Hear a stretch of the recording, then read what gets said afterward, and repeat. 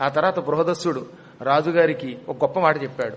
ప్రతిరోజు నేను చెప్పేటటువంటి శ్లోకం చదువుకో, నీకెప్పుడు కలిపురుషుడి యొక్క ప్రభావం ఉండదు. కర్కోటకస్య నాగస్య దమయంత్యా నలస్య చ ఋతుపర్ణస్య రాజర్షేః కీర్తనం కలినాశనం.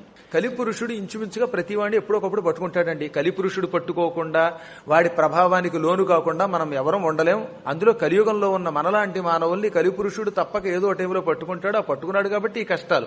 ఈ కలి మనలో నుంచి తొలగాలంటే ఏం చెయ్యాలి? లేవగానే శ్లోకం చదవాలట. అందరూ చెప్పండి. కర్కోటకస్య నాగస్య దమయంత్య నలస్య చ ఋతుపర్ణస్య రాజర్షేః కీర్తనం కలినాశనం.